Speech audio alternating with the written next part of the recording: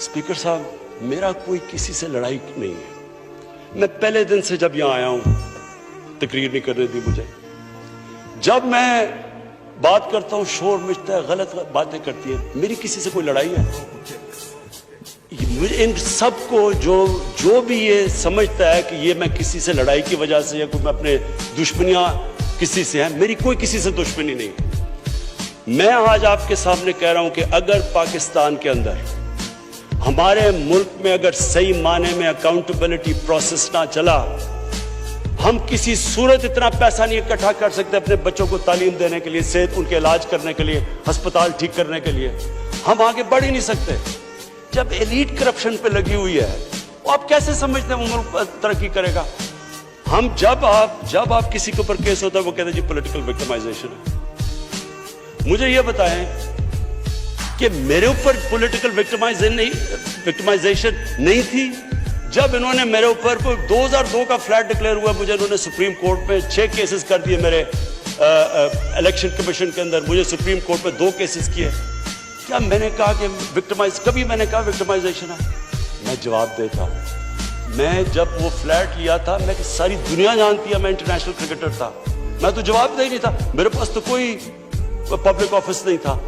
उसके बावजूद 10 महीने में स्पीकर साहब, जो मेरे से सुप्रीम कोर्ट ने जवाब मांगे मैंने दिए।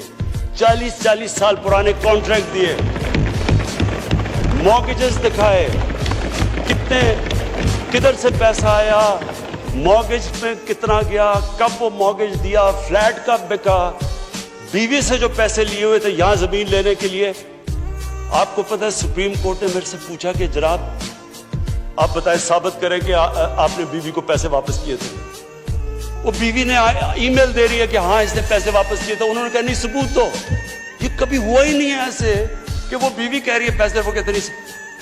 बैंक स्टेटमेंट्स निकाल के दी 15 साल पुरानी, जो मेरा ट्रांजैक्शन बीवी के साथ था, मनी ट्रेल दी, सारा जो पैसा वहां से हलाल की कमाई का बाहर से पाकिस्तान लेके आया, उसकी मनी ट्रेल दी। स्पीकर साहब, कोई मैंने कमाल नहीं किया। ये हर उस मुल्क में जिसमें जेन्युइन डेमोक्रेसी है, वहां एक लीडर को जवाब देना पड़ता है, क्योंकि वो अमानतदार होता है, वो पब्लिक के पैसे का अमानतदार होता है। ये कोई विक्टिमाइजेशन नहीं है।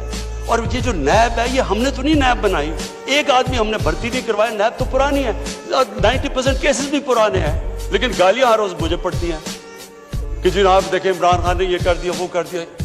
लेकिन स्पीकर साहब, मैं चाहता हूं कि हमारी पार्लियामेंट चले, मैं चाहता हूं कि डिबेट हो सही, क्योंकि डिबेट के बगैर आइडियाज तराशे नहीं जाते। डिबेट सबसे इंपॉर्टेंट चीज डेमोक्रेसी की अकाउंटेबिलिटी और मेरिट के बाद तीसरी चीज है, वो डिबेट होती है। यहाँ डिबेट ही नहीं हो सकती। जब बात करो वो शुरू हो जाते हैं कि जी वो नैब न्याजी नेक्सस या कभी कुछ शुरू हो जाते हैं। यानी इस तरह तो बोल देखे ना स्पीकर साहब, मैंने तो नहीं नैब बनाई।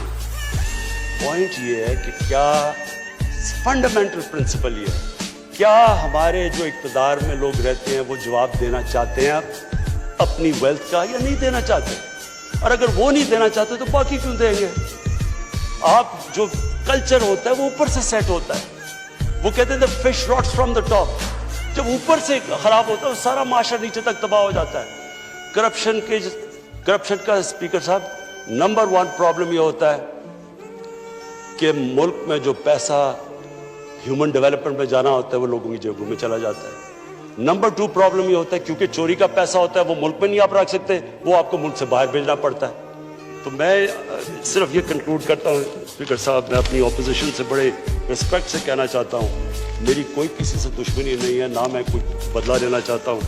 मैं सिर्फ ये बिलीव करता हूँ कि हमारा मुल्क, अल्लाह ने इसको इतनी नेमतें दी हैं, अल्लाह ने इससे क्या क्या चीज़ें नहीं हमें दी, लेकिन जब तक इस मुल्क के अंदर रूल ऑफ लॉ मीन्स कि everyone is equal in front of law, जब तक रूल ऑफ लॉ और लीडरशिप की अकाउंटेबिलिटी नहीं होगी, हम भी वही सारे बनाना रिपब्लिक्स की तरह, एक समुंदर होगा गरीबों का और थोड़े से अमीर लोग होंगे। शुक्रिया।